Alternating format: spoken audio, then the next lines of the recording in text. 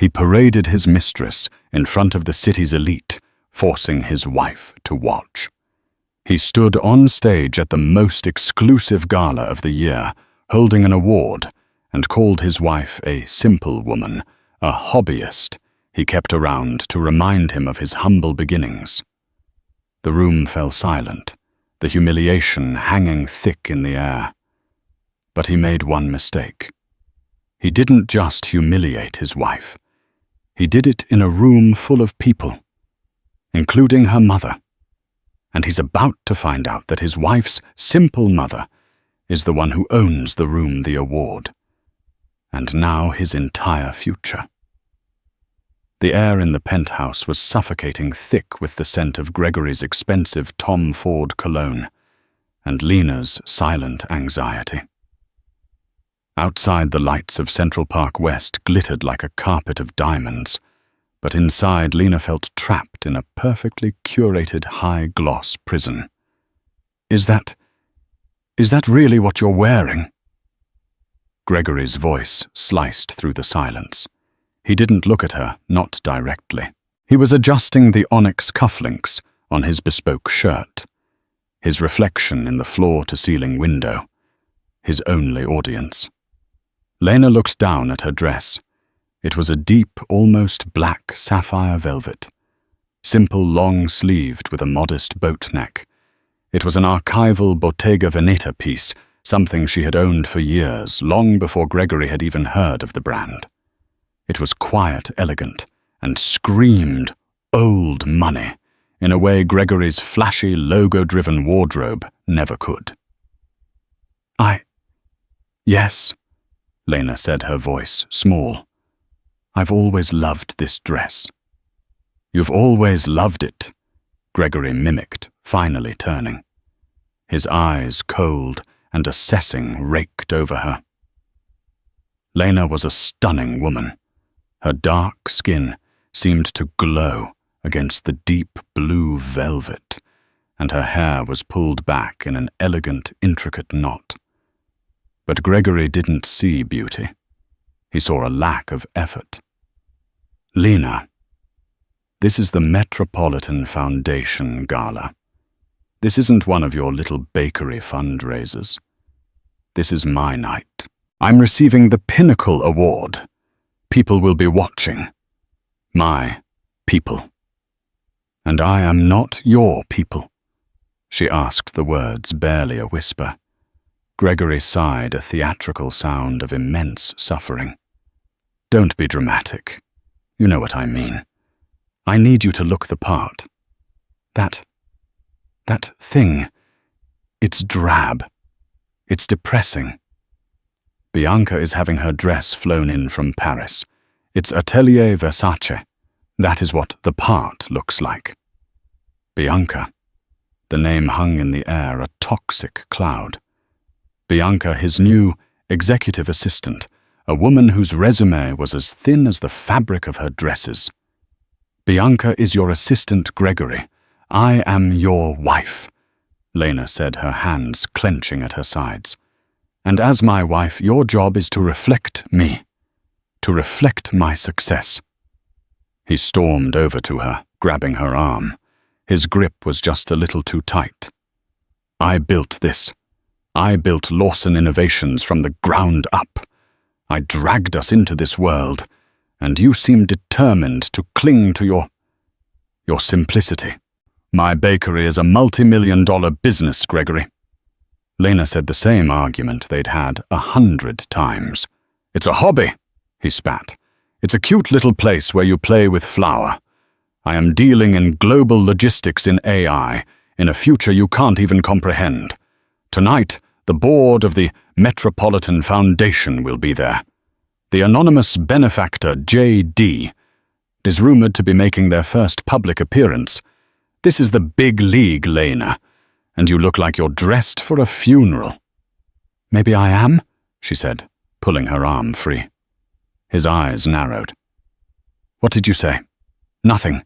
I'll put on the diamond necklace you bought." It was a garish, heavy piece of jewelry, new money screaming for attention. She hated it. good.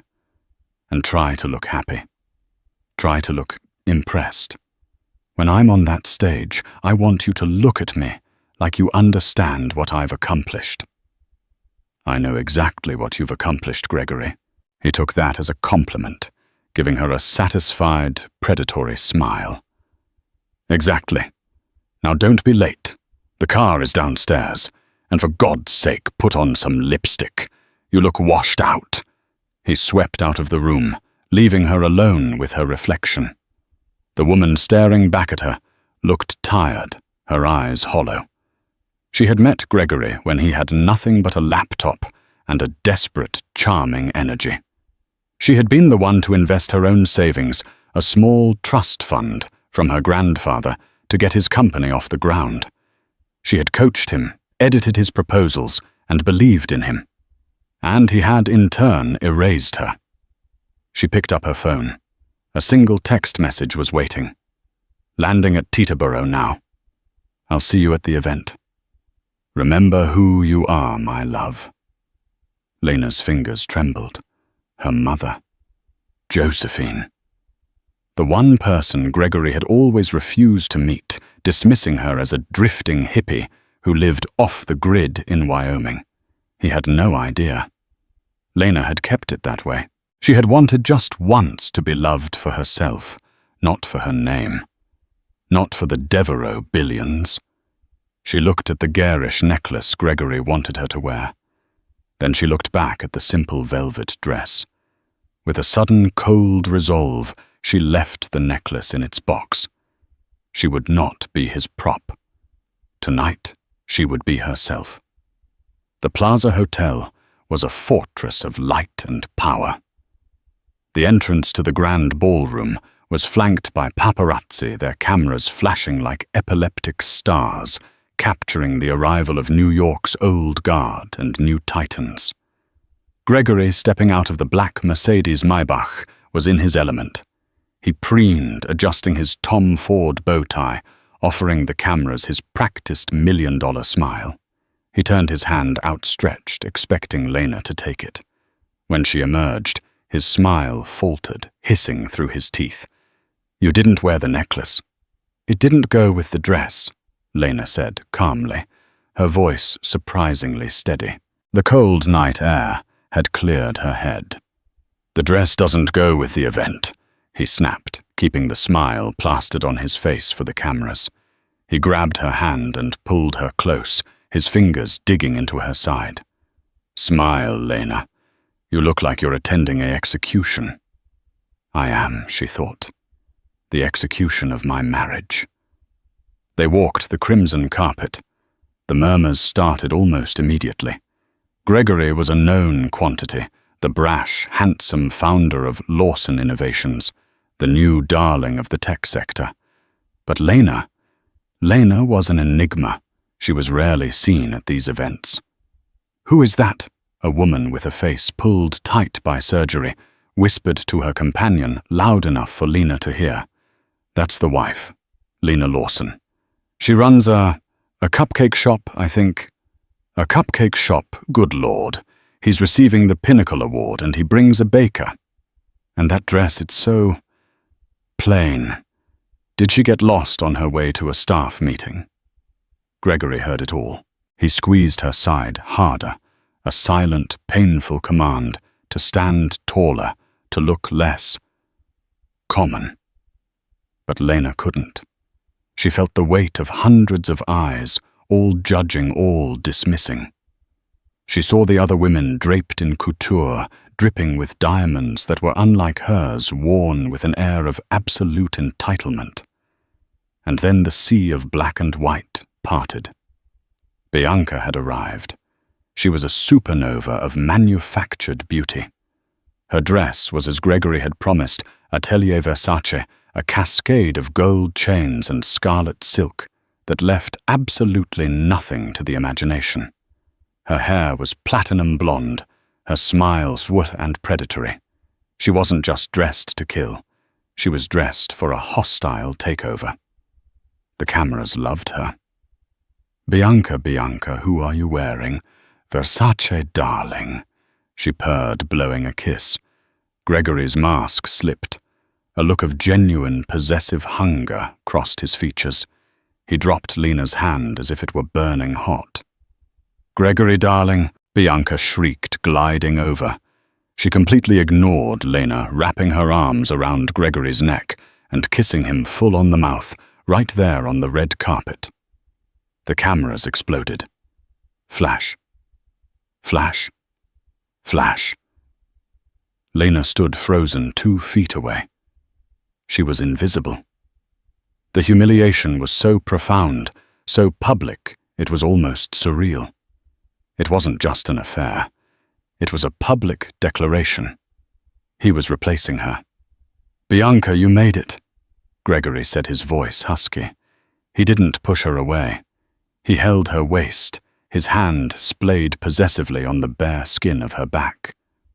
"I wouldn't miss your big night for the world, baby," she whispered, tracing the lapel of his jacket. "We have so much to celebrate." She finally turned her eyes to Lena. She looked her up and down, a perfect painted brow arching in disdain. "Oh, hello, Lena. I almost didn't see you there. That dress is very modest." "Bianca," Lena said, her voice tight. "Gregory," a gala organizer said, rushing over his face a mask of frantic politeness. "Mr. Lawson, your table is ready, right at the front." "Of course," Gregory said. He put one arm around Bianca's waist. He looked at Lena, his eyes flat. "Well, are you coming?" He didn't offer his arm. He didn't wait for her. He simply turned and walked into the ballroom, his mistress on his arm, leaving his wife to follow behind them like a servant. Lena stood for a moment, the flashing lights blinding her, the sound of the crowd roaring in her ears. She had 2 choices. She could turn around, call a cab, and go home. Or she could see this through to its bitter, inevitable end. She thought of her mother's text. "Remember who you are." Straightening her spine, her head held high. Lena Lawson walked into the ballroom. She was no longer just following him. She was going to witness his downfall. The grand ballroom was a masterpiece of opulent vulgarity. Each table centerpiece was a towering explosion of orchids and feathers dripping with crystals. The clinking of silverware on porcelain and the low hum of self-important conversation filled the air. Lena was seated at the head table, table 1, but her position was a mockery. Gregory had placed himself at the head. To his right, in the seat of honor that should have been Lena's, sat Bianca. Lena was placed to his left, but shoved down 1 seat next to a geriatric banking executive who had already fallen asleep in his soup. The message was clear. Bianca was the new priority. Lena was an afterthought. "Isn't this just breathtaking?" Bianca breathed, sipping her champagne. She was talking to Gregory, but her voice was pitched for the whole table to hear. "It's just power. You fit right in, Gregory." "We fit right in." Gregory corrected his hand, rubbing small circles on her back. Lena stared at her plate. She didn't eat. She drank water, the cold liquid a small anchor in the churning sea of her nausea. She watched them. They whispered, they laughed, they fed each other small bites of appetizers. It was a performance, a grotesque, intimate play designed for one audience member, her. After what felt like an eternity of filet mignon and polite applause for minor donors, the host, a famous news anchor, took the stage. "And now the moment we've all been waiting for," the anchor boomed. "The Metropolitan Foundation's Pinnacle Award for Innovation and Leadership. This award goes to a man who has truly redefined his industry. From a small startup to a global powerhouse, Lawson Innovations is changing the world. Ladies and gentlemen, please welcome to the stage, Mr. Gregory Lawson." The room erupted in applause. Gregory stood buttoning his jacket. He kissed Bianca a long, lingering press of lips that made the table fall silent. Then, as an afterthought, he glanced at Lena and gave her a sharp, warning look. "Behave." He bounded onto the stage, shaking the host's hand, accepting the heavy crystal award. He soaked in the applause, his arms raised. "Thank you, thank you." He began, his voice smooth and practiced. "What an incredible honor. To be recognized by the Metropolitan Foundation. It's just... wow." He started with the usual platitudes. He thanked the board. He thanked his team. He spoke about synergy and disruption and scalable futures. Lena could have recited the speech by heart. She'd written the first draft of it. Then his tone shifted. He looked down at his table. "You know, people see me up here," he said, "and they see the success. They see the penthouse, the private jet, the name on the building. But they don't see the struggle. They don't see the beginning." He smiled a wide, disingenuous grin. "But I have a living, breathing reminder of that beginning. Every single day." He pointed, not at Bianca. He pointed directly at Lena. The spotlight operator, confused, shifted the beam. It landed on Lena, pinning her to her chair. She was suddenly illuminated, every eye in the room on her. "My wife, Lena," Gregory said. The room gave a polite, confused smattering of applause. "When I met Lena, I had nothing.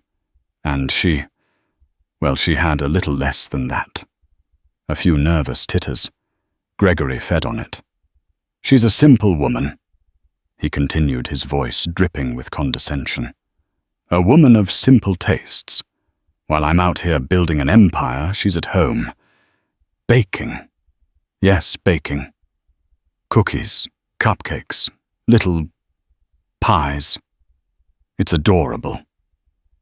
The humiliation was a physical thing.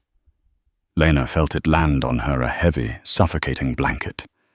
She could feel the pitying stares, the quiet, vicious judgment. "And I love her for it," Gregory said, the lie tasting like acid in Lena's ears. "I love that she keeps me grounded. She reminds me that no matter how high I fly, there's always someone back on Earth worrying about whether the brownies are too moist." The room was dead silent. The titters had died. This wasn't a charming anecdote. It was a public execution. Gregory, sensing he was losing them, tried to recover. "She's my rock. My simple, unshakable rock. While I'm here with the brilliant minds, the artists, the real movers and shakers," he gestured to Bianca, who preened. "I know she's at home. Or, well, here in this case." He laughed, a sharp, ugly sound. "She's probably wondering what all these forks are for." That was it. That was the final cut. The mask of polite society had been ripped away, revealing the monster beneath. Lena didn't cry. She didn't look down. She kept her eyes locked on her husband, her gaze so cold, so steady. It was a wonder he didn't freeze solid. "So thank you," Gregory said, finally sensing he had gone too far. He raised his award. "Thank you to the foundation, and thank you to my wife, for always reminding me just how far I've come." He walked off the stage to a stunned, lukewarm applause. He returned to the table, his face flushed with adrenaline and champagne. He sat down, ignoring Lena, and immediately grabbed Bianca's hand. "How was I? You were magnificent, baby," Bianca whispered, kissing his knuckles. "You told the truth." "Yes," Gregory said, glancing at Lena, his eyes filled with triumph and malice. "I did." Lena picked up her water glass. Her hand was perfectly steady. She took a slow, deliberate sip, the ice clinking softly against the glass. The sound was as loud as a gunshot in the silence of their table. She set the glass down, and she waited, because she knew what was coming next. The humiliation settled over Lena, not as a hot flush of shame, but as a clarifying Arctic cold. The noise of the gala, the music, the chatter, all of it faded into a distant roar. Her world had shrunk to the few feet of damask tablecloth between her and the man she had once loved. Gregory was basking in the toxic glow of his own cruelty. He and Bianca were now posing for selfies, the crystal award held between them. He was openly, flagrantly erasing Lena from his life, right in front of her. A waiter appeared, his face a mask of professional neutrality, though his eyes darted to Lena with a flicker of pity. "Ma'am, would you care for some coffee?" Lena shook her head, unable to trust her voice. She felt rather than saw the stares of the other guests. They weren't looking at Gregory the victor. They were looking at her, the victim. They were staring with that morbid curiosity reserved for car crashes and public failures. She wanted to run. She wanted to throw her glass of water in Gregory's smug face, flip the table and scream. But she was not a simple woman. She was a Devereux. And Devereux women did not make scenes. They made ends. Her phone buzzed on her lap. She looked down. Another text from her mother. "He's even worse than I imagined. Are you ready?" Lena typed a single word back. "Yes." She put the phone away and looked up, scanning the vast, opulent room. And that's when she saw her. In a discreet, shadowed alcove near the back of the ballroom, far from the power tables at the front, sat a woman. She was not young. She was not flashy. She was dressed in a severe, exquisitely tailored navy blue acris suit. Her silver-streaked hair pulled back in a chignon that was as elegant as it was practical. Her only jewelry was a simple pearl necklace and a man's-style Patek Philippe watch. She was watching. She wasn't watching the stage or the crowd. Her gaze was fixed like a sniper's scope on table 1, on Gregory, on Bianca, and on Lena. This was her mother, Josephine Devereux. To the rest of the room, she was a nobody. An older, well-dressed guest, perhaps a donor's +1. But Lena knew the truth. That suit, while appearing simple, was custom-made and cost more than Gregory's car. That simple watch was a grand complications model worth a small fortune. And the woman wearing them was at that moment the single most powerful person in the room. Josephine had built an empire from her father's small Wyoming land grant, turning it into Devereux Holdings, a silent, sprawling behemoth of energy logistics and high-end hospitality. She was notoriously private, her name never appearing on any rich list, because she'd structured her companies to be utterly impenetrable. She was the definition of stealth wealth. And she was, as Gregory had so mockingly guessed, the mysterious keynote speaker. The anonymous J.D. As Lena watched, Josephine caught her eye. She gave no sign of recognition, no smile of comfort. Instead, she gave Lena a single, almost imperceptible nod. It was a nod of confirmation. The plan is in motion. Stay strong. A new kind of energy surged through Lena. The ice in her veins turned to steel. The shame was burned away by a cold, righteous fury. Gregory had called her simple. He had called her a rock. He was about to find out what happens when you try to build your flimsy, fraudulent house on a rock you don't own. The rock doesn't just sit there. The rock moves, and it crushes everything in its path. The host returned to the stage, his smile looking a little forced. "Thank you, Gregory Lawson, for that very speech, he said, stumbling slightly. And now we have a very special treat. For the first time, the founder and chief benefactor of the Metropolitan Foundation has agreed to address us. We know her only by her initials, J.D.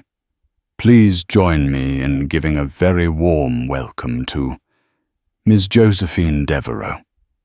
At table 1, Gregory's head snapped up. Devereux. He whispered, his brow furrowing. Where have I heard that name before? Bianca, reapplying her lipstick, shrugged. Sounds old and boring. Lena just smiled. She turned in her chair, her entire body angled toward the stage, and watched as her mother, the drifting hippie, stood up from her table in the back and began to walk toward the stage. The simple woman was about to meet the source code. The walk from the back of the ballroom to the stage was not long, but Josephine Devereux commanded every inch of it. The room, which had been buzzing about Gregory's speech, fell into a profound, curious silence. She moved with an unhurried, undeniable authority. She was not a socialite. She was not a celebrity. She was, it was clear to everyone, power. At table 1, Gregory watched, his eyes narrowed. Devereux. Devereux. Lena, isn't that your mother's maiden name? Lena said nothing. She just smiled, a small, private smile that for the first time all night was genuine. Don't be ridiculous, Gregory muttered, more to himself than to her. Her mother is some broke artist in Wyoming. This is just a coincidence. Josephine reached the stage. She did not wait for the host to hand her the microphone. She took it from the stand herself.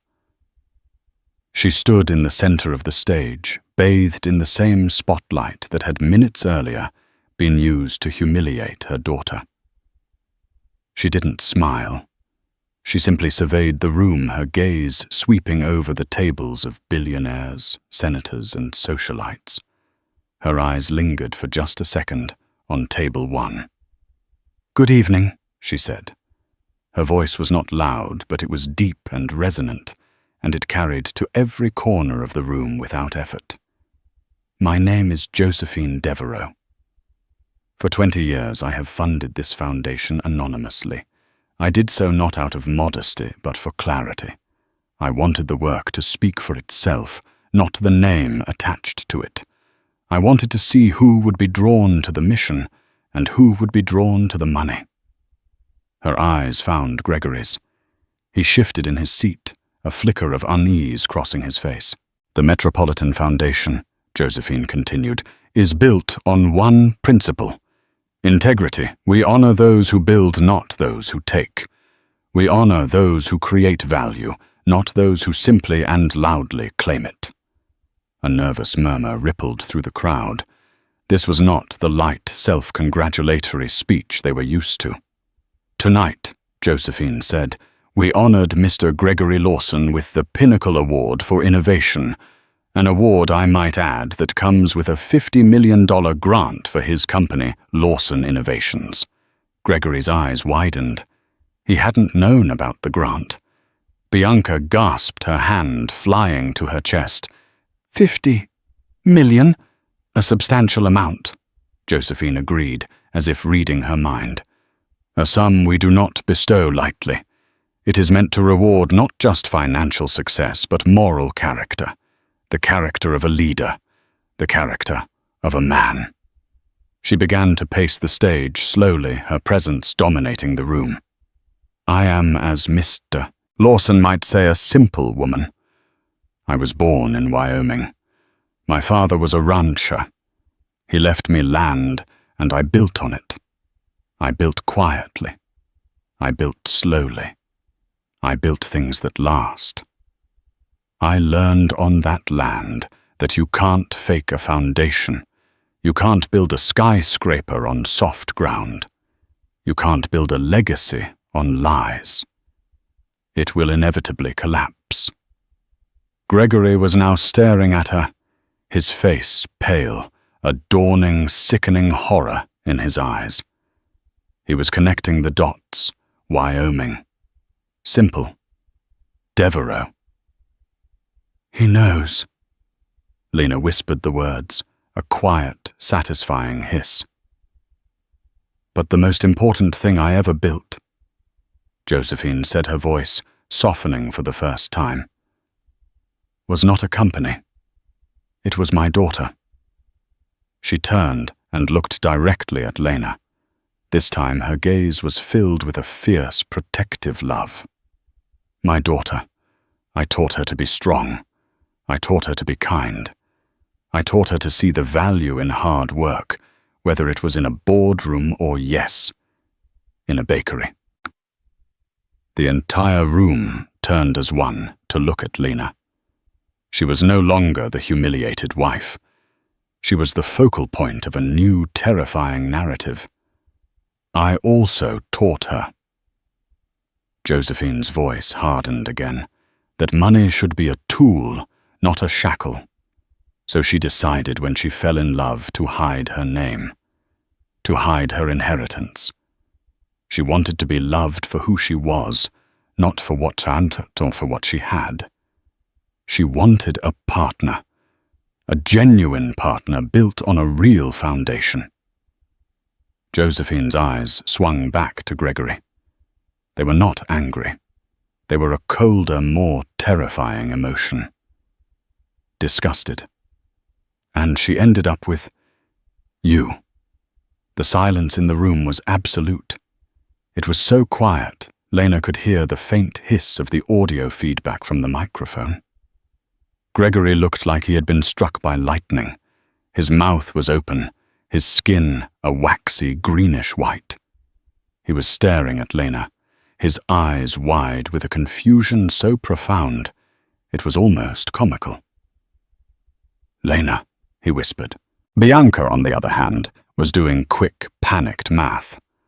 Her eyes darted from Josephine to Lena and back to Gregory. She was realizing in real time that she had hitched her wagon to a dead horse. On stage, Josephine was just getting started.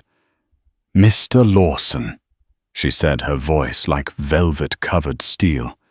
"You stood on this stage and you mocked your wife. You called her simple. You mocked her little hobby." She gave a dry, humorless laugh.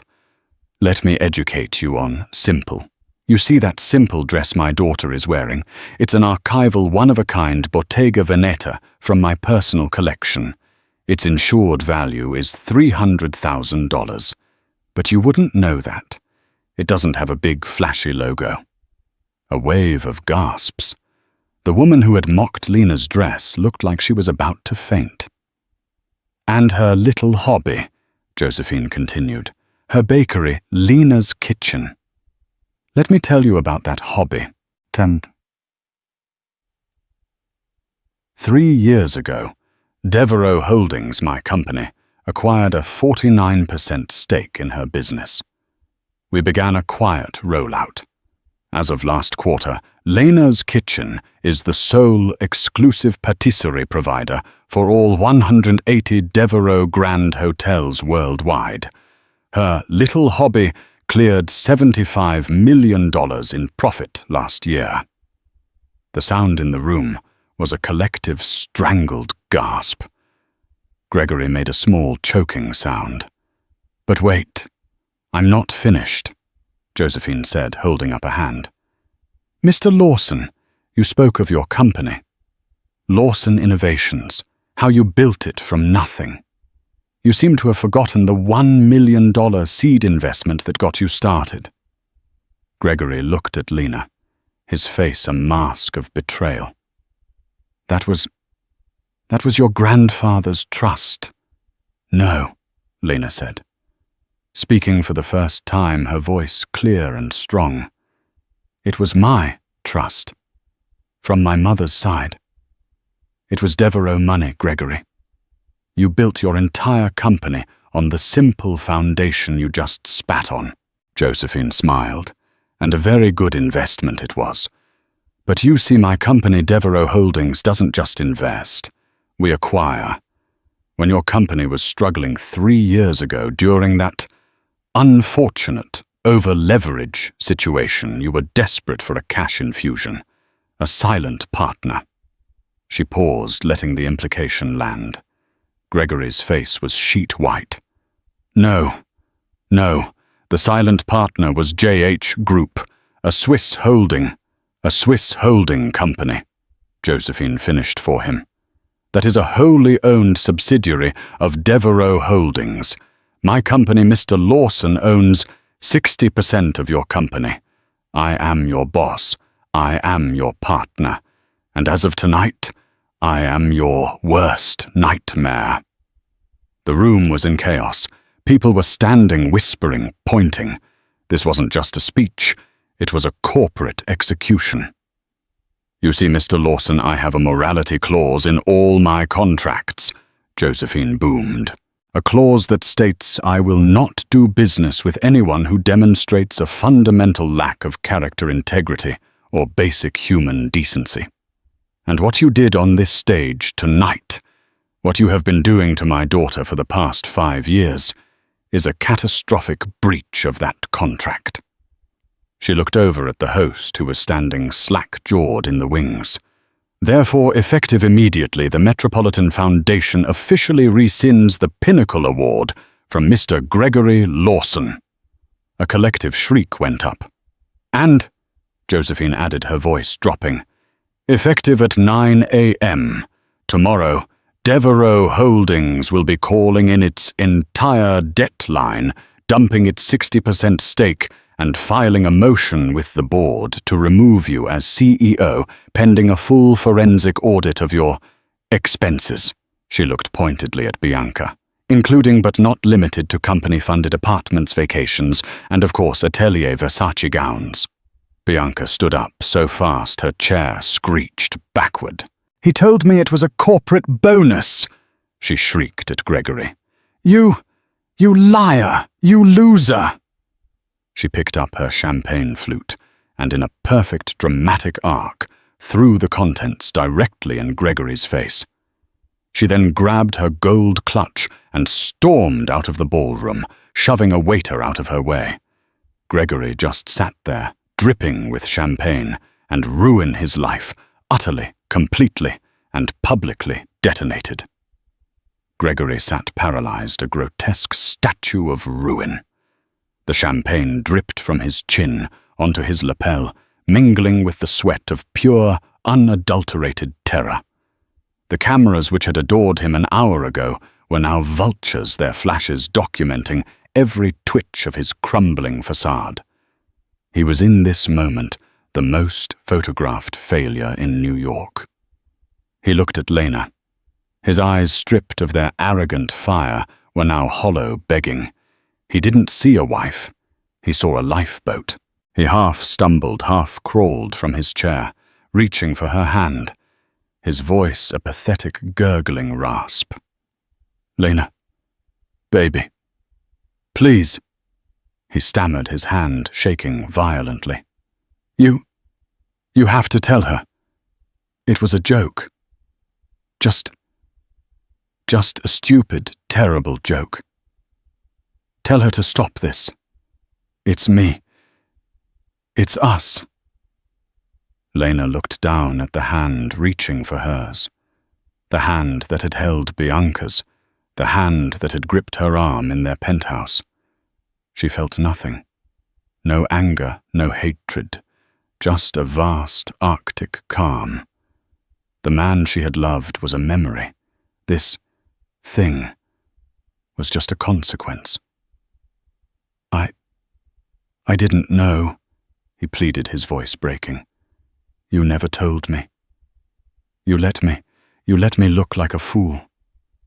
Her gaze, cold and clinical, rose to meet his. A fool, no, Gregory. You did that all on your own. Stop this, he begged. Tell her to call it off. The grant, the company. It's our life. Tell her to. Lena looked at him. Truly.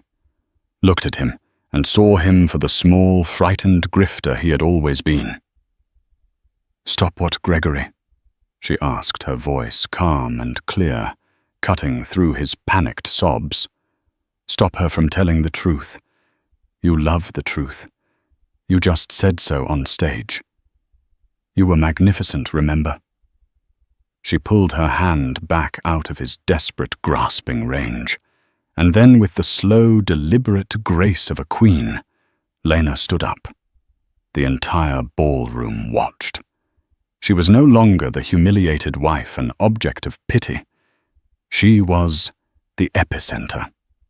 She bent slightly, picking up her simple, elegant velvet clutch from the table.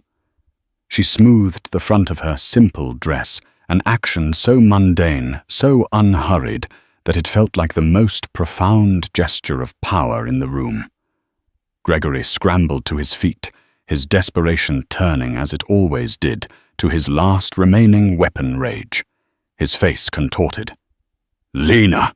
he bellowed, his voice cracking. "Don't you walk away from me! Where do you think you're going?" "I am still your husband." His words echoed in the sudden dead silence. It was his final, pathetic attempt to claim ownership, to assert a control that had evaporated. Lena paused. She did not turn her full body, only her head looking at him over her shoulder. Her expression was not one of anger, but of finality, like a judge pronouncing a sentence that had been written long ago. "No, Gregory," she said, her voice carrying in the hush. "You're not my husband. You're just the man I've been supporting. And my dividends. They've just been reallocated." The financial metaphor was a perfectly placed stiletto, the only language he truly understood. She saw the comprehension, the final devastating understanding hit his eyes. She turned away from him and began to walk. It was not a retreat. It was a procession. She did not walk to the exit. She walked with the same measured, powerful grace her mother had shown toward the stage. The sea of billionaires and socialites parted for her. The whispers that followed her were no longer of pity, but of awe. She was no longer the baker. She was no longer the simple wife. She was Lena Devereaux. She reached the stage and ascended the steps not as a victim, but as the victor. She stood beside her mother, two queens, surveying their kingdom. Josephine's eyes were alight with a fierce, profound pride. She didn't hug her daughter. It wasn't the time. Instead, she handed Lena the microphone. The gesture was a coronation. Lena took it. Her hand was perfectly steady. She turned, facing the room, facing the man who had tried to destroy her. She looked out at the sea of shocked, fascinated faces. "I apologize," she said, her voice ringing with the same innate authority as her mother's. The room held its breath. "I apologize that you all had to witness my soon-to-be ex-husband's final performance." She paused, letting the words land. He was right about one thing tonight. He has come a very, very long way from the man I married. So far, in fact, that I no longer recognize him at all. She then locked her gaze on Gregory, who was now being flanked by two large, unimpressed security guards. They hadn't touched him yet, but their presence was a cage. "Tonight," Lena continued, her voice a clarion call of absolute clarity. "He tried to make me small. He called me simple. He mocked my work. He defined me as a hobbyist he kept around to remind him of his humble beginnings." She panned her gaze across the room, meeting the eyes of the women who had pitied her. "Let me be clear. A woman's worth is never defined by her husband's success. It is not defined by his approval, and it is certainly not defined by his public ridicule." Her eyes snapped back to Gregory. "Gregory," she said, and her voice, amplified, was the only sound in the world. You called me your rock. You were right. But you fundamentally misunderstood what that means. A rock is not something you stand on to make yourself look taller. A rock is not a prop for your fragile ego. She took a step forward, commanding the very spotlight that had been used to shame her. A rock is a foundation, and when you try to build a house of lies on a foundation of integrity, the foundation wins. It doesn't move. You just break yourself against it. Or in your case, a rock is what sinks you to the bottom when you've been tied to it for far too long. A collective audible gasp went through the room. It was an execution. Lena held his gaze for 1 second longer, then dismissed him. She turned to her mother. "Mom, I think we're done here." "I agree," Josephine said, taking the microphone back. "Ladies and gentlemen, thank you for your donations. Please enjoy your dessert." Together, mother and daughter, the two most powerful women in the room, turned their backs on the wreckage and walked off the stage. As they reached the grand lobby, the chaos erupted behind them. Gregory's voice, no longer commanding, was a pathetic, hysterical shriek. "You can't do this. Do you know who I am? I am Gregory Lawson." "Yeah," a new bored voice, a security guard's replied. "You're the guy we're throwing out. Move it." Lena didn't look back. She didn't need to. The noise of the ballroom, the pop, pop, pop of flashbulbs, Gregory's pathetic shouts, it all faded muffled by the heavy doors closing behind them. They were alone in the vast, quiet marble lobby. Lena's phone, deep in her clutch, gave a single, muffled buzz. She paused, pulling it out. It was a news alert from the Wall Street Journal. Lawson Innovations, LAW-I, in free fall, down 80% in after-hours trading following CEO's gala scandal and Devereaux Holdings' public divestment. She read it. She felt no spike of triumph, no thrill of revenge. She felt a correction, a balancing of the scales, a messy, painful equation that had finally been solved. She silenced the phone, slipped it back into her bag, and took her mother's arm. She inhaled a deep, full breath that filled her lungs for the first time in a decade. And for the first time in a very, very long time, Lena Devereaux felt completely, utterly, and simply free. The 6 months that followed, the gala of the Great Collapse, as the tabloids had dubbed it, were not a quiet recovery. They were a controlled demolition and a ground-up reconstruction. For Gregory Lawson, the fall was as fast as it was brutal. The abyss he had dangled over Lena had opened beneath his own feet. We find him not in a penthouse, but in a cramped, fluorescent-lit office in a Queens strip mall, the air smelling of stale coffee and desperation. The view from the smudged window was of a parking lot and a discount tire store. His new lawyer, a public defender in a suit that looked slept in, slid a piece of paper across the particle board desk. "They're offering a plea, Greg. It's the best I'm going to get for you," the lawyer said, his voice flat. "Devereaux's people are thorough. The SEC is buried in a mountain of evidence your own innovations provided. Wire fraud securities, fraud embezzlement of corporate funds. They've got you on everything." "Everything," Gregory whispered. He'd lost 30 pounds. The arrogant, preening man from the gala was gone, replaced by a hollow-eyed ghost. What does it mean?" "It means you plead guilty, you show remorse, and you get 5 to 7 years, the lawyer said, not looking up from his file. "You go to trial. You'll be making parole applications when you're 60. Devereaux's lawyers won't just win, Greg. They'll make an example of you. You tried to build an empire on a Devereaux's money. You're lucky they're not asking for treason." 5 to 7 years. Gregory choked. That's my life. That's what's left of it, the lawyer said, finally looking at him. Sign the paper, Greg. Gregory thought of Lena. He had tried to call, dozens of times.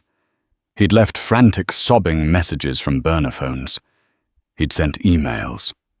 All had vanished into a digital void.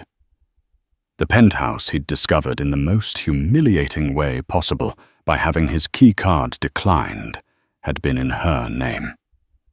The accounts he'd thought were his were joint, and Josephine's legal team had frozen them, seizing back every dollar he had stolen, every expense he had faked. He had tried the press, of course. In one last, pathetic gasp of narcissism, he'd contacted a gossip reporter, trying to spin a tale of a deceitful, gold-digging wife who had trapped him. The reporter had laughed at him. The video of him mocking Lena, followed by Josephine's surgical takedown, had been viewed over 200 million times. He wasn't a villain. He was a meme, a global punchline, a cautionary tale told in business schools. He picked up the pen. His hand, once steady enough to command a boardroom, was shaking. As for Bianca, she had pivoted with the predatory instinct of a shark. The day after the gala, she sold her tell-all, a wildly fabricated story of how she too was a victim of Gregory's web of lies for a meager sum. The check had bounced, but the infamy was enough. The last anyone saw of her, she was a mid-season replacement on a minor reality TV show, The Real Housewives of Secaucus. Her face a little tighter, her voice a little shriller, still desperately grasping for the relevance she had touched for a single fleeting evening. But this story was never about them. It was about Lena. The boardroom of Devereaux Holdings on the 80th floor of a skyscraper overlooking Central Park was the antithesis of the gala. It was silent, minimalist, and flooded with natural light.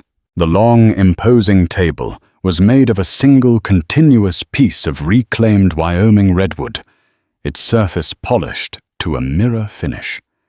It was a table built for substance, not for show. At its head sat Josephine, and to her right, in the seat of the newly appointed co-chair of the Devereaux Foundation, sat Lena. The transformation was breathtaking. The tiredness that had clung to her like a shroud was gone. Her hair was cut in a sharp, stylish bob that framed a face alive with purpose. She wore a crimson power suit, her eyes bright and focused. She was not the woman who had been humiliated at the gala. She was the woman who had been forged in its fire. The final liquidation of Lawson Innovations is complete. A man in a crisp suit reported, his voice echoing slightly in the vast room. After the SEC fines and creditor settlements, Mr. Lawson's personal assets are officially zero. The intellectual property was, as you suspected, negligible. Good, Josephine said, her voice neutral. Wipe it from the books. A failed experiment. And Ms. Lawson, the man said, turning to Lena with a deference Gregory had never afforded her. The national rollout of Lena's Kitchen is proceeding ahead of schedule. The flagship store in Soho opens next week. The press is ecstatic.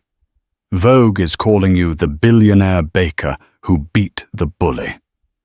Lena smiled, a genuine, warm smile that reached her eyes. I'm not a fan of the title, but I am a fan of the result. Let's move on. The foundation.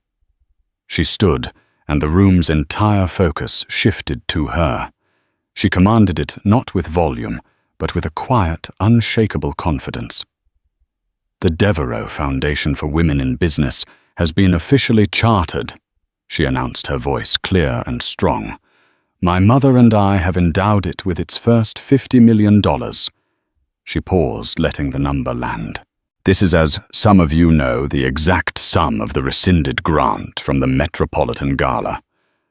A quiet murmur of approval went around the table. My mission for this foundation is personal, Lena continued. We will be seeking out the simple ideas, the hobbies, the small women-owned businesses that are being overshadowed by louder, flashier, male-dominated competitors. We are not just investing money. We are investing belief. We will fund the women who are told to stay grounded while their male counterparts are praised for flying high. We will provide the capital, the legal framework, and the mentorship to ensure that their foundations are built on granite, not on sand. I want to fund the women who are told they belong at home so they can go out and own the building. The applause was real. It was a sound of deep respect. Later that day, Lena was not in the boardroom. She was in Soho at the new flagship location of Lena's Kitchen. The space was beautiful, all exposed brick, warm copper, and the intoxicating smell of fresh bread and cardamom. She was wearing jeans and an apron, a light dusting of flour on her cheek. She was laughing with her new head pastry chef, tasting a new matcha and yuzu creation. She was a CEO. She was a baker. She was, for the first time, wholly and completely herself. That evening, she and Josephine stood at the massive floor-to-ceiling window of the Devereux Holdings office. The city glittered below them, the same carpet of diamonds she had once viewed from her penthouse prison. Now it looked different. It wasn't a wall. It was a map. He tried to call me again, Lena said quietly, not taking her eyes off the view. From the correctional facility, his lawyer passed on a message. He said he was sorry. Josephine sipped her coffee, her expression unreadable. He's not sorry he did it, Lena. Lena turned. He's sorry he got caught. Exactly, Josephine said, a flicker of a smile playing on her lips. Regret is for the sin. Remorse is for the consequence. He only feels the latter. Lena nodded, the last lingering ghost of her old life finally evaporating. She no longer felt anger or even pity. Just closure. I don't know if I ever thanked you, Mum, Lena said, her voice thick with emotion. For all of it. For letting me try to do it on my own. For letting me make my own mistakes. And for being there when the mistake was too big to fix alone. Josephine put her arm around her daughter, pulling her close. My love, you did do it on your own. You built a successful business. You endured an impossible man. You found your strength even when you thought it was gone. I just turned on the lights so you could see the stage. Lena leaned her head on her mother's shoulder. She looked down at the city, at the endless, sprawling web of lights and lives, and she finally understood. Gregory had tried to make her a footnote in his story. He had tried to call her a simple rock, a prop to make him look better. But he had been wrong. She was not a rock. She was the mountain. She was no longer a simple woman, or a victim, or a wife. She was Lena Devereux, co-chair of the Devereux Foundation, CEO of Lena's Kitchen, and master of her own fate. She was no longer a supporting character in someone else's fraudulent life. She was writing her own script, and she was just getting started. The moment Josephine Devereux took that mic, it wasn't just a husband's life that was ending. It was a wife's life that was beginning. Lena was reminded that her value was never ever determined by the man who refused to see it. It was determined by her character, her strength, and as it turned out, her multi-billion-dollar inheritance. Gregory learned the hard way, never ever underestimate the simple woman sitting next to you.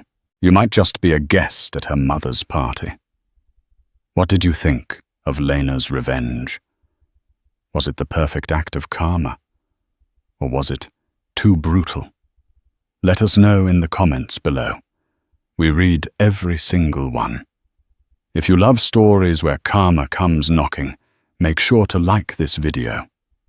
Share it with someone who needs to see it, and subscribe to the channel for more real-life drama. You won't want to miss what we have coming next.